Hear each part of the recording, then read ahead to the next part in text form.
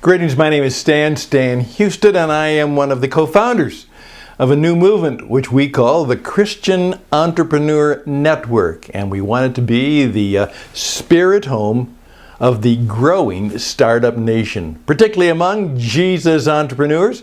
And we have a regular radio program on the air and over the top called Hey, the Jesus Entrepreneur Experience. And we would welcome your participation. You can be on the program. Once a week at least, sometimes around the end of the week, I want to take just a few minutes to do what I call a PET. P-E-T. And what that means is practical entrepreneurial theology. Now, theology is the root of all of our interpretations about life, business, economics, faith, you name it. If we are people of God, men and women of faith, we have to have our rootedness in some kind of grounded theology. And so that's good, and that's helpful, and that's useful, particularly if we make it practical, and it's meant to be.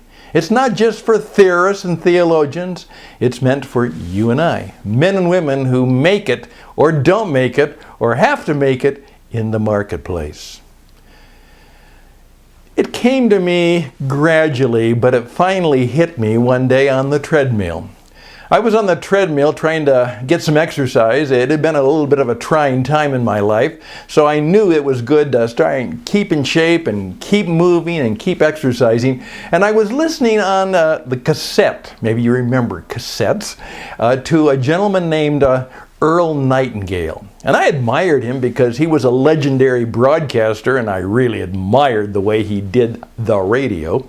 But he also was a motivational speaker and had developed a whole series of programs on personal and business development. And I was listening to him and just kind of paying a little bit of attention. I know that if you just listen even carefully as well as casually, a lot of good stuff will come in, particularly if you do it 3 to 5 or 7 times. And there's a secret there. Let me tell you about that sometime.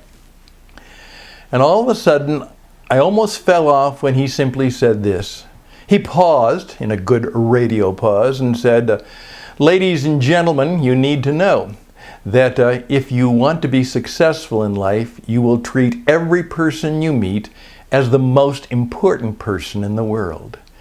And then, of course, for emphasis, he said it again. If you want to be successful, you will treat every person you meet as the most important person in the world. I stopped the machine, sat down, and thought about that. And as a result, for many years, I have been teaching people that when you meet someone, they have a sign on them. That's right. Everybody is wearing a secret sign. And you know what? You need to read that sign. And I've put it in many languages around the world. That's right. Everybody is wearing a sign, and they would appreciate it if you'd read their sign and perhaps do what it says. Let me show you what that sign says.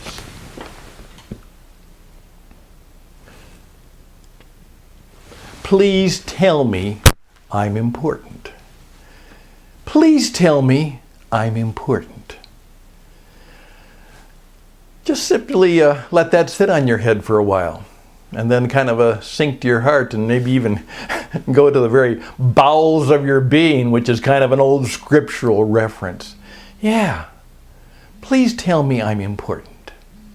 Now, what I would like you to do is to let that sit in and think about every person you meet is the most important person in the world. Treat them that way. Please tell me in some way that I'm important. Not only in what you say, but how you treat me and how you respond to me. Please tell me I'm important. Well, I obviously practice that rather imperfectly, but it's always in my heart and head, and a reminder when sometimes I walk away and say, I didn't read the sign, did I? I'm sorry. I'm sorry. I didn't read your sign, and I didn't do what it says. Please tell me I'm important.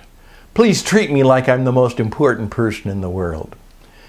What I'd just simply like you to do for this practical, entrepreneurial, theological thought is, first of all, decide to do that. To read the sign and do what it says. And to perhaps remember the counsel that came from Earl Nightingale, and maybe now from me. Treat every person you meet as the most important person in the world. As one even further enhanced the message by saying, you know, you either bless or you curse. They're either better off or they're worse off because of the transaction they had with you. You bless them or you curse them. There's no neutrality. Well, what do you think about that? And then, if you're a little bit theological minded, what is the theology behind this statement of intention? Is there a real theology that maybe we should be more aware of and more integrate into our life being and how we do life and work and business?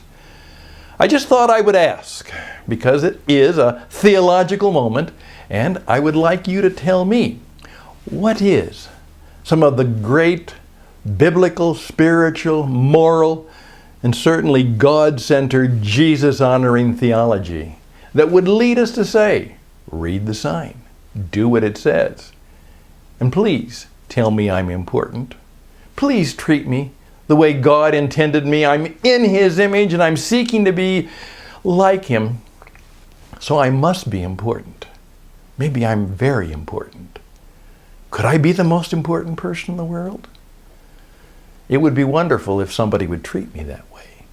All the best and blessings, and may you take this practical entrepreneurial theology to heart and mind and to spirit, and in the days before you, why don't you do what your mind brings to you? Again, just some theological thinking for your thought and consideration.